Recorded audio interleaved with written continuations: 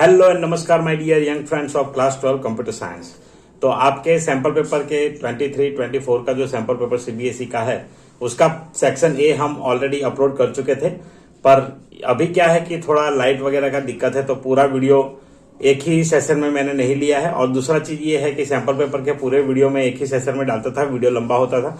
तो कुछ कमेंट्स और मैसेज ईमेल्स मेरे पास थे कि सर इतना लंबा वीडियो है तो उसको सेक्शन वाइज करिए। तो अभी मैंने ऐसा डिसाइड किया है कि सेक्शन वाइज आपको वीडियो दूंगा। तो सेक्शन ए हम कंप्लीट कर चुके हैं, आज डिस्कस करेंगे सेक्शन बी। तो सेक्शन बी में टोटल कुल मिला के 7 क्वेश्चन है। इन 7 क्वेश्चन में आपको एक इंटरनल चॉइस मिलेगा किसी एक क्वेश्चन में। और इसके साथ साथ ये है कि ये 7 क्वेश्चन अलग अलग टॉपिक से 2 मार्क के हैं। तो इसमें आउटपुट क्वेश्चन, एरर वाले क्वेश्चन भी हो सकते हैं, कोड लिखने वाले भी हो सकते हैं और कुछ जनरल क्वेश्चन पूछे जाते हैं। तो चलिए देखते हैं इस सैंपल पेपर में कौन कौन से पेपर है, कौन कौन से क्वेश्चन है। और इसी टाइप के सैंपल पेपर्स में आने वाले समय में बनाऊंगा। तो जो भी लोग नए हैं वो बने रहे। बाकी सारे कंटेंट जो है टॉपिक के वीडियोस में एक्सप्लेन कर चुका हूं, लेकिन आपको उसमें कुछ और चाहिए एडिशनल तो आप कमेंट कर सकते हैं या वीडियोस देखिए और उस वीडियो के ऊपर कमेंट कीजिए, तो उसके ऊपर भी हम वीडियो बहुत जल्द लेकर के आएंगे। तो चलिए सबसे जल्दी स्टार्ट करते हैं ये वीडियो और देखते हैं क्वेश्चन नंबर 19 से 25 तक जो 7 क्वेश्चन है वो देखेंगे। तो सबसे पहला क्वेश्चन यहाँ पे है section B sample paper computer science section 23, 24 के लिए। पहला है एक्सपेंड द फॉलोइंग टर्म्स। तो नीचे दिए गए टर्म्स को एक्सपेंड करना है, फुल फॉर्म लिखना है। एक्सपेंड का मतलब give one difference between XML and HTML, और एक्सएमएल और एचटीएमएल के बीच का एक डिफरेंस लिखना है। तो सबसे पहले बात करते हैं POP3 एंड यूआरएल की। तो POP3 ये एक प्रोटोकॉल है, पोस्ट ऑफिस प्रोटोकॉल जिसे कहा जाता है। सिंपल वे में इसे समझना है तो आप ये समझ सकते हैं कि पोस्ट ऑफिस जिस तरीके से काम करता है उस तरीके से हमें ईमेल्स के लिए कोई सर्विसेज होती है, वो सर्विसेज यहाँ पे वर्क करती है।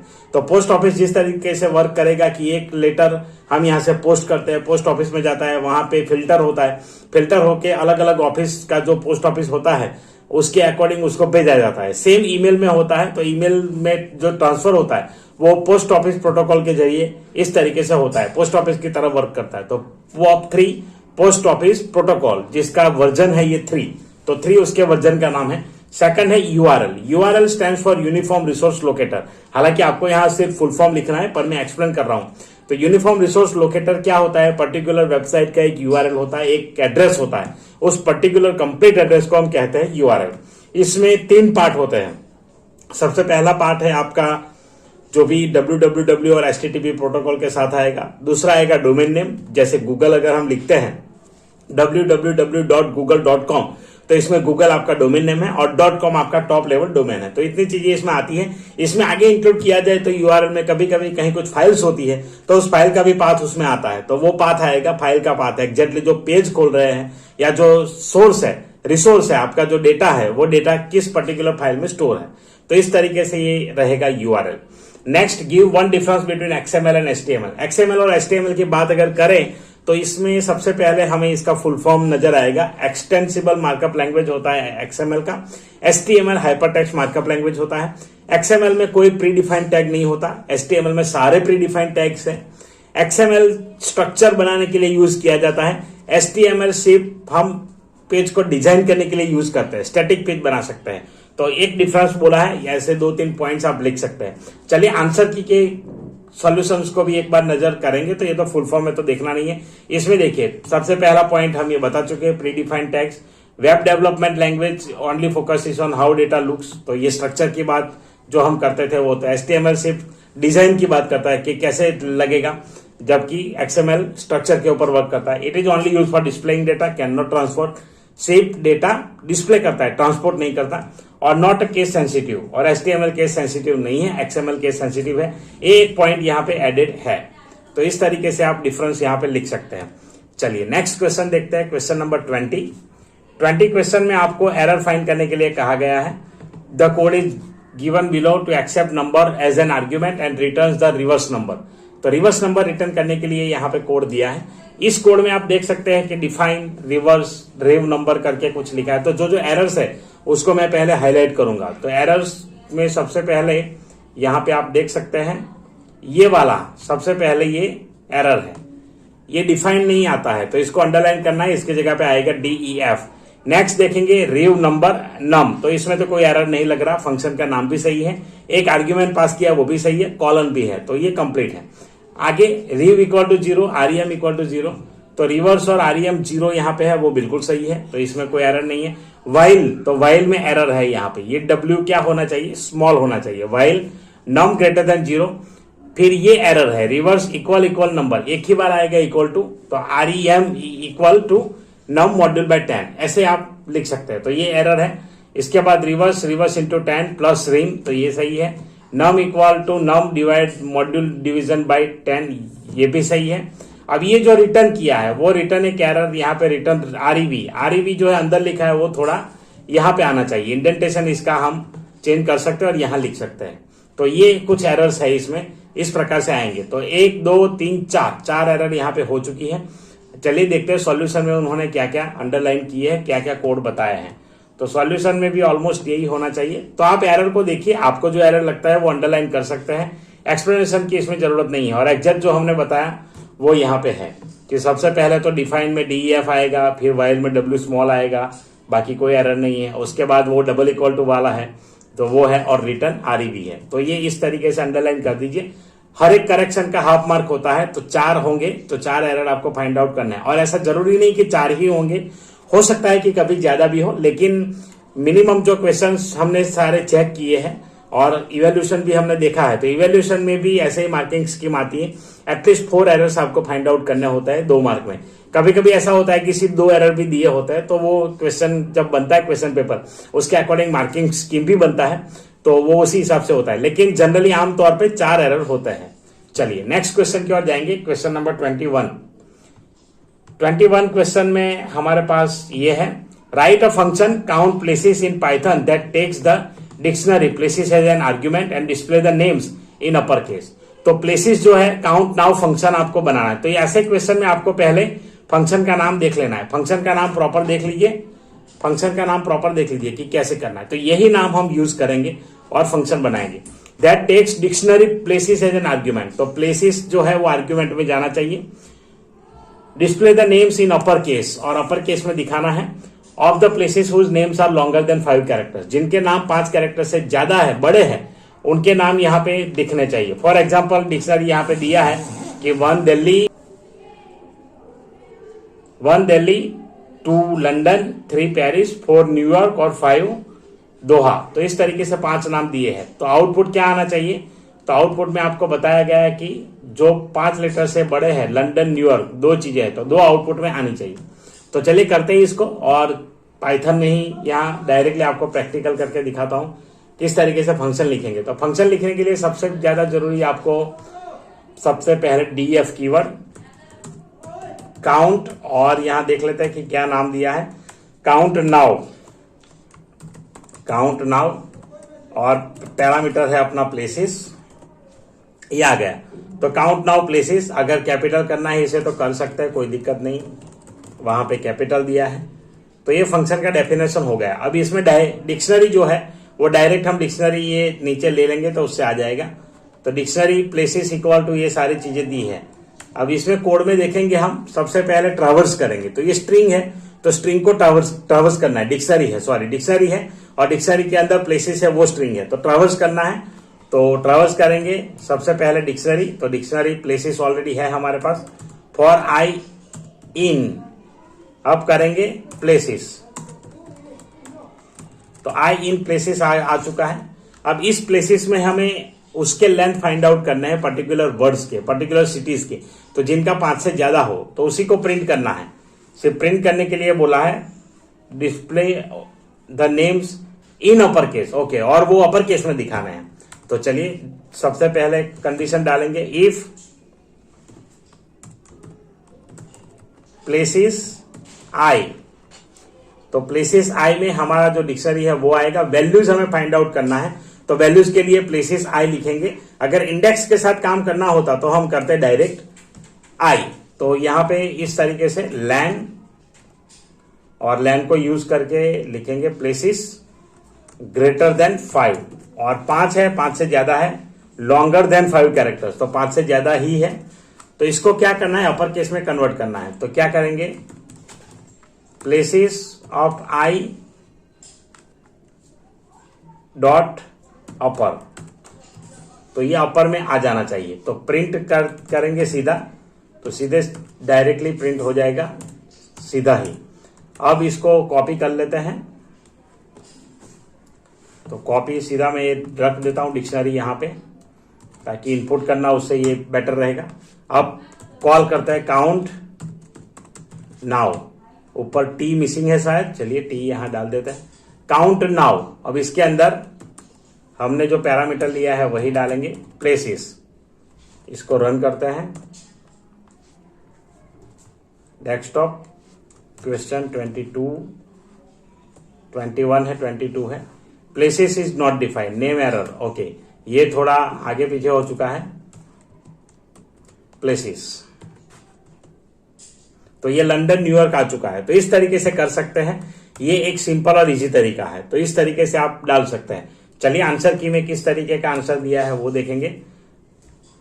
आंसर की में इन्होंने प्लेसेस डॉट वैल्यू यूज किया है, तो डॉट वैल्यूज वाला फंक्शन यूज किया है इन्होंने फॉर लूप में, तो ये भी बेटर है। बाकी हमारा तो जो सेम है वैसा ही आएगा, प्रिंट प्लेस डॉट अपर, और प्लेस यहाँ पे इस तरीके से दिया है।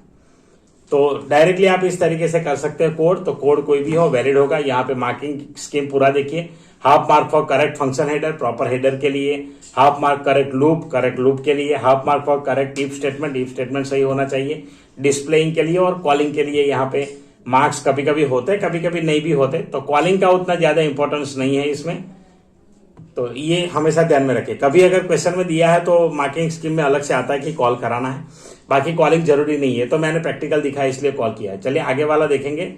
नेक्स्ट क्वेश्चन जो है इसके और में दिया है, और में len words string that take string as an argument and returns a tuple containing length of each word of string. तो जो वर्ड आया है टपल में उसका हमें लेना है, और उसका टोटल जो भी है वो दिखाएगा। स्ट्रिंग का जो टोटल वर्ड्स के जो लेटर्स है हर एक वर्ड के, वो पर्टिकुलर उसमें आने चाहिए। क्वेश्चन नंबर 21 है, मैं 22 से अभी सेव किया था। तो 43244443 ऐसे आउटपुट है। तो चलिए देखते हैं किस तरीके से होगा। सबसे पहले सेम तरीके से हम लिखेंगे फंक्शन को। चलिए इसका हम कर देते हैं multiple comments, multi line comments में डाल देते हैं। डीएफ, अब यहां पे डीएफ में फंक्शन का नाम है लैन वर्ड्स।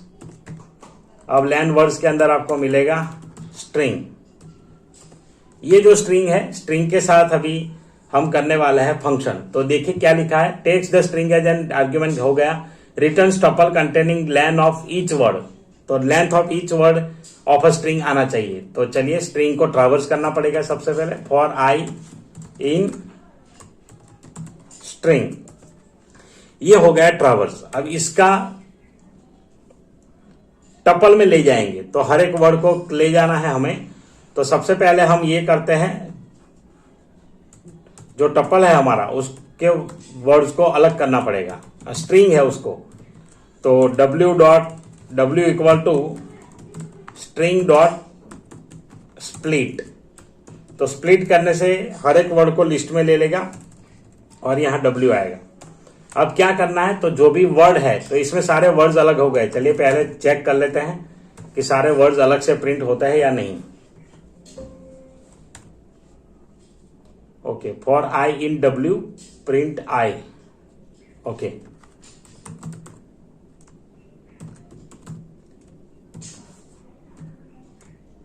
और स्ट्रिंग तो कुछ है ही नहीं, तो कहां से आउटपुट आएगा, इसकी जरूरत नहीं पड़ेगी। अभी फंक्शन भी कॉल नहीं किया हमने और स्ट्रिंग कुछ डाला भी नहीं। लैन वर्ड्स और आएगा स्ट्रिंग। अब स्ट्रिंग यहां पे ले लेते हैं, तो स्ट्रिंग हमें इनपुट करना है, तो स्ट्रिंग जनरली जो है वही ले लेते हैं। String equal to, question paper में दिया है, come let us have some fun.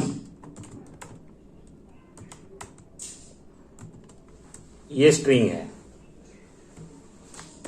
तो इस तरीके से आ चुका है। अब इसका जो है आउटपुट देखते हैं। अभी तो सारे वर्ड्स अलग से आने चाहिए, तो सारे वर्ड्स आ गए हैं। अब क्या करना है, इसको एक टपल में डालना है। तो टपल के लिए हमें एक एम्प्टी टपल लेना पड़ेगा सबसे पहले ऊपर। तो एम्प्टी टपल ले लेते हैं कि भाई T equal to empty tuple. अब इसका जो लेंथ है पर्टिकुलर वर्ड का वो डालेंगे। तो उसके लिए हम टी को ही यूज करेंगे, T equal to T plus, अब किसका लेंथ चाहिए हमें, तो लेंथ ऑफ आई, और जब टपल है तो आपको कॉमा डाल देना है, तभी वो आगे ले लेगा। तो इस तरीके से होगा, और फाइनल आउटपुट हमें रिटर्न करना है टी में, रिटर्न टी। चलिए देखते हैं इसे, और ये भी होगा, टी तो रिटर्न हो गया, लेकिन आउटपुट क्या आना चाहिए, प्रिंट लेंथ वर्ड स्ट्रिंग कर देता हूं, name length is not defined, okay len पूरा लिख दिया, लेन आएगा। तो ये आउटपुट है 432443। तो इस तरीके से आप कर सकते हैं। चलिए नेक्स्ट क्वेश्चन देखते हैं, क्वेश्चन नंबर 22 जो है आउटपुट वाला। आउटपुट वाले में थोड़ा ध्यान रखना है आपको, जब आउटपुट आप लिखते हैं तो लाइन बाय लाइन एग्जीक्यूट करिए। S equal to lost, L equal to 10, 21, 33, 4, D empty dictionary लिया है, for I in range len S तो ट्रेवर्स कर दिया, I module by 2 equal to 0। तो जो भी पोजीशन है किसमें, एस में, उसका अगर इवन है तो इवन में डी एल पॉप होगा, मतलब डिक्शनरी की कौन सी है वो देखिए, और उसके सामने क्या असाइन किया है वो देखना है। तो सबसे पहले हम इसको चेक करते हैं कि क्या आएगा। तो आई मॉड्यूल बाई 2 इक्वल्स 0। तो आई में क्या है वैल्यू, रेंज लेन एस, तो 0 1 2 3, तो ये आएगा। अभी हमारे पास ये है तो ये आएगा। अभी मैं हाइलाइटर ऑन कर देता हूं ताकि हाईलाइट हो जाए। तो 0 1 2 3 इस तरीके से आएगा, ये है लेंथ। अब क्या करना है, आई मॉड्यूल बाय 2 इक्वल्स 0। तो आई की पोजीशन जो है 0 मॉड्यूल बाय 2, तो पहले 0 है तो 0 वाला कंडीशन ट्रू हो जाएगा। तो डी एल डॉट पॉप, तो लिस्ट में से पॉप करना है, तो पॉप करेंगे तो पहले सबसे पहले ये जाएगा आपका ये वाला। तो सबसे पहले की में क्या रहेगा, तो यहां पे नोटपैड में मैं आपको दिखाता हूं, डी एल डॉट पॉप। तो जैसे आप ये करते हैं तो इसमें बेसिकली होता क्या है, तो एग्जैक्टली ये रिटर्न करेगा आपको कि डी के अंदर एल डॉट पॉप हुआ जो 4 है, तो D4 होगा आपका SI। तो SI क्या है अभी, तो SI हमारा है L, तो ये मिल गया आपको D4। तो D4 की जगह पे यहां पे D4 जो है वो हो गया आपका L।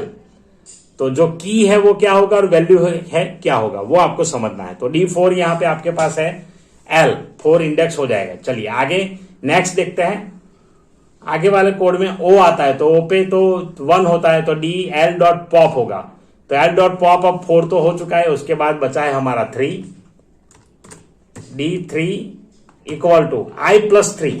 अब आई की वैल्यू, तो आई की वैल्यू क्या है, अभी आई की वैल्यू है 1, तो 1 प्लस 3 क्या होगा, 1 प्लस 3 होगा आपका 4, क्योंकि आई लिखा है और आई में हमारे पास सिर्फ और सिर्फ इंडेक्स है, तो इसलिए ये 4 आएगा। D3 में 4 हो जाएगा।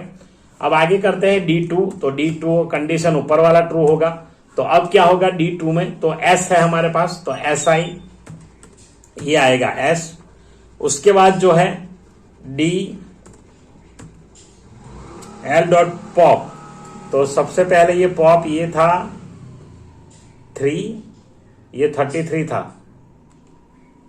ये था 21, और अब D डॉट 10 जो है, तो 10 में ये वाली वैल्यू आती है इक्वल टू आई प्लस 3। तो आई की वैल्यू हमारे पास है 0 1 2 3, तो 3 प्लस 4 आएगा, 0 1 2 3, ओके। तो 3 प्लस 4 हो जाएगा 7। तो ये एक तरीका है, इस तरीके से यहाँ पे होगा।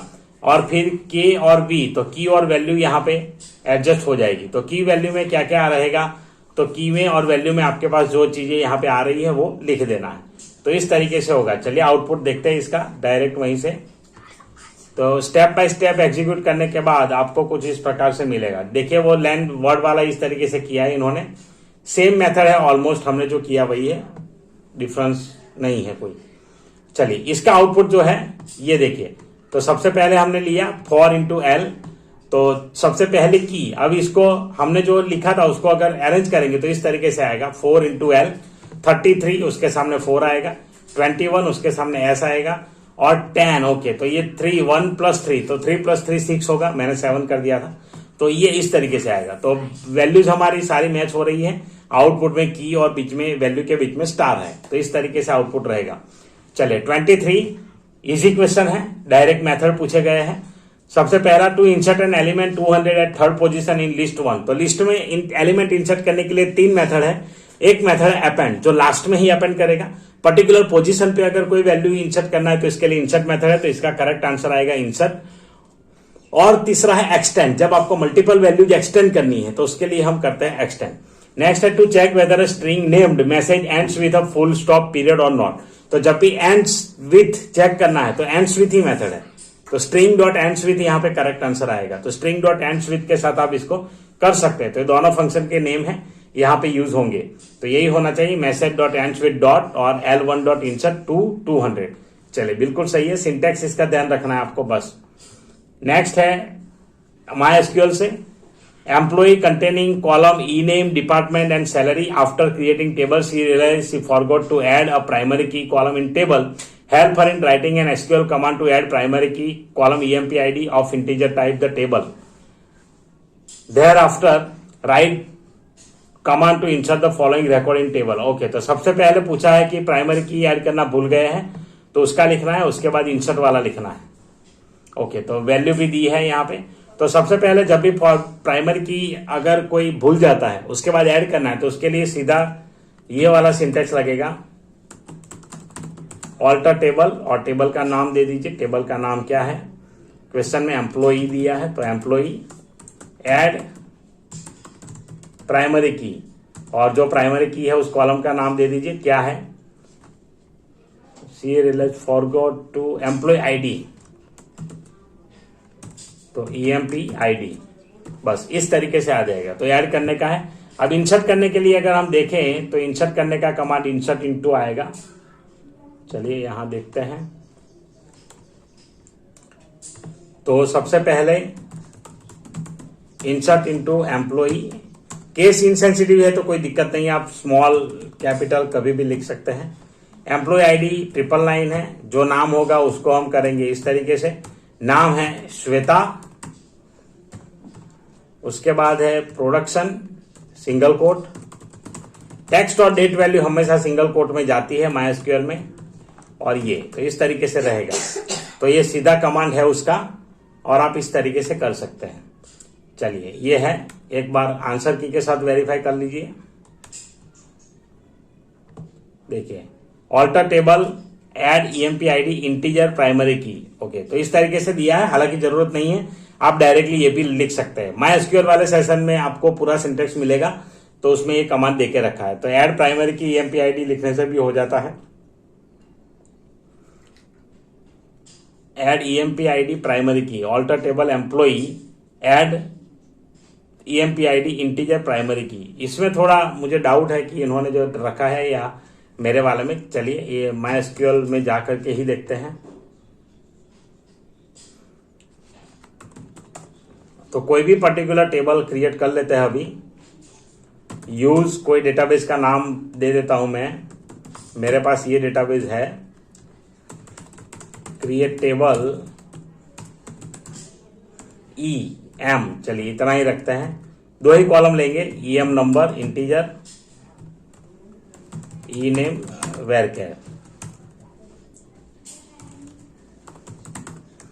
वेरकैर 20। टेबल बन चुका है। Alter table EM add primary key. Okay, EM number primary key आएगा, सही है। Add primary key EM number. Okay, use near line 1 table add EM number primary key. Okay,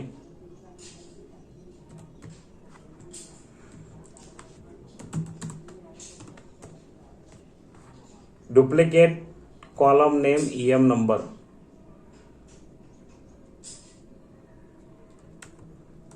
okay, क्या है इसमें, एक मिनट, प्राइमरी की वाला alter table employ add EMP ID integer primary key, okay. अच्छा, तो ऐड कमांड में थोड़ा आगे पीछे कर दिया है। ऑल्टर टेबल EM, टेबल का नाम EM है, add then column name integer primary key, add column name integer then primary key, almost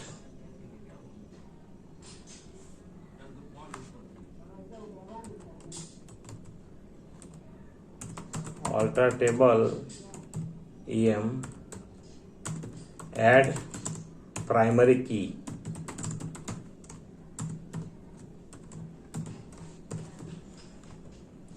ये है करेक्ट सिंटैक्स। जो मैंने लिखा था वो ब्रैकेट के अंदर आएगा। यहां पे जो कमांड है वो थोड़ा आंसर की में थोड़ा मुझे डाउट लगा, इसीलिए मैंने देखा add employee ID add primary key होता है, उसके बाद कॉलम नेम स्पेसिफाई करना होता है। ये कॉलम नेम यहाँ पे नहीं आएगा, तो मेरे सिंटैक्स के ऊपर ही मुझे डाउट होगा ये देख करके। तो ये आंसर में थोड़ा प्रॉब्लम है इसमें, तो जरूर देखिए ये वाला। तो ये थोड़ा आंसर की में इनकरेक्ट थोड़ा दिया है, तो इसको सुधारना होगा। ऐड प्राइमरी की आप इस तरीके से कर सकते हैं, alter table EM add primary key और कॉलम नेम, तो हमने बिल्कुल सही किया है। कॉलम नेम से ब्रैकेट में जाएगा, कॉलम नेम को ब्रैकेट में डालना है। बाकी ऐड के बाद तो या कंस्ट्रेंट या कॉलम नेम आता है, कॉलम ऐड प्राइमरी की ऐसे ही आएगा, ये सिंटैक्स है। यहाँ पे इन्होंने पहले ऐड करके कॉलम नेम डाला, फिर इंटीजर लास्ट में प्राइमरी की डाला, वो थोड़ा इनकरेक्ट है। चलिए इंसर्ट वाला तो बिल्कुल ठीक है अपना। यहाँ पे भी इंसर्ट में कुछ किए हैं क्या ये लोग? नहीं, बिल्कुल सही है। और इंसर्ट इनटू एम्प्लॉय और वैल्यूज, ये भी सही है। ये तरीका है, लेकिन शॉर्ट तरीका यूज कीजिए, बहुत अच्छा रहेगा। चलिए लास्ट क्वेश्चन इस वीडियो का, तो 25 नंबर का क्वेश्चन जो है वो देखेंगे, आउटपुट वाला। Changer PQ equal to 10, P divide by PQ, एक PQ डिवाइड करेगा P में, और Q P module by Q, तो इसमें रिमाइंडर आएगा और लास्ट में रिटर्न होता है P। तो इस ऐसे क्वेश्चन में देखिए किस तरीके से करना होता है। तो सबसे पहले हम वैल्यूज को पुट करेंगे यहाँ पे। तो वैल्यू हमारे पास सबसे पहले है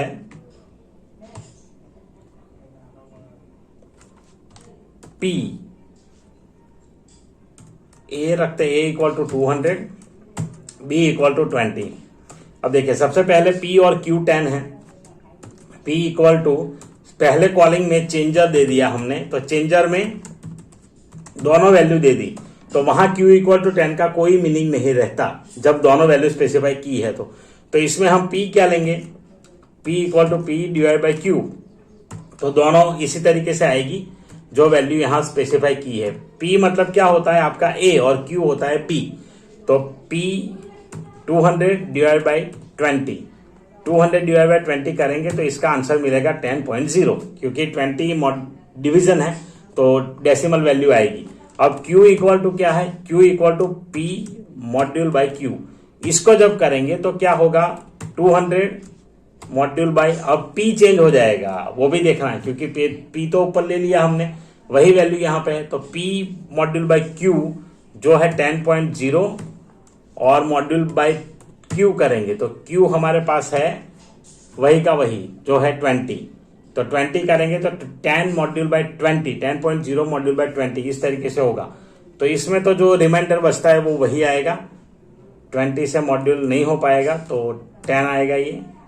तो ये पहला है, और रिटर्न P करना है तो P रिटर्न करेगा सीधा 10.0। नेक्स्ट है प्रिंट A B और सेपरेटर, तो अब A B, A equal to changer, अब पूरे A में तो A की वैल्यू क्या आ गई, A की वैल्यू हमारे पास आ गई 10.0। B की वैल्यू यहाँ पे चेंज नहीं हुई है तो B इक्वल टू 20 ही रहेगा, क्योंकि वो 20 है, तो इस तरीके से आ जाएगा। अब 20 डाल दिया तो आपके पास फाइनल वैल्यू क्या रहेगी, 10 और 20। तो पहले के लिए फाइनल वैल्यू हमारे पास है 10 एंड 20। दूसरा जो है उसको देखते हैं, changer B, B equal to changer B। अब चेंजर B में क्या किया है, तो सेम वही स्टेप है, लेकिन थोड़ा देखना है आपको। यहां पे आपका P क्या बन जाएगा, तो P हम जो वैल्यू लेके आ रहे हैं वो है, तो सबसे पहला P हमारा वैल्यू यहां रहेगा B, तो B हमारे पास है 20 और Q जो है वो अब रहेगा 10 क्योंकि वो डिफॉल्ट आर्ग्यूमेंट ले लेगा। अब इसको इसमें डालते हैं P equal to P divide by Q। तो P हमारे पास 20 है और ये 10 है। अब आएगा 2.0, 20 डिवाइड बाई 10 2.0, तो P हमारे पास 2.0 आ गया। अब Q equal to P module by Q, तो P हमारे पास है 2.0, अब जो बचा है वो मॉड्यूल बाई Q जो है 10, तो यहाँ पर 2 ही रहेगा। तो इस तरीके से आएगा। अब इसमें भी रिटर्न करेगा तो P रिटर्न करेगा, तो P में 2.0 है, 2.0 रिटर्न करेगा। अब सेपरेटर यहां पर भी डाला है, सेपरेटर यहां पर भी डाला है, तो डॉलर सेपरेटर है बीच में, तो बीच में डॉलर सेपरेट कर देंगे डॉलर से, और आंसर यहाँ पे लास्ट में ट्रिपल हैश डाल देना है। तो लास्ट लाइन में ट्रिपल हैश आएगा। तो इस तरीके से है। चलिए देखते हैं। 10.0 $20 जो हमारी पहली वैल्यू है बिल्कुल मैच हो रही है उससे। नेक्स्ट वैल्यू जो है, नेक्स्ट वैल्यू में इन्होंने जो किया है ट्रिपल डॉलर करके हैश आएगा 10.0 2.0, वो भी बिल्कुल सही है। और ट्रिपल हैश हमारे पास भी वही आया, 2.0 है यहाँ पे, और लास्ट में ट्रिपल हैश। तो ये आउटपुट रहेगा। तो आई होप आपको वीडियो पसंद आया होगा। वीडियो पसंद आया तो लाइक कीजिए, शेयर कीजिए सभी क्लास 12 के स्टूडेंट्स के साथ। सेक्शन सी बहुत जल्द लेकर के आएंगे, जो 3 मार्क के क्वेश्चन है वो। तो चलिए मिलते हैं अगले वीडियो में, तब तक के लिए जय हिंद, जय Bharat. Thank you very much for watching.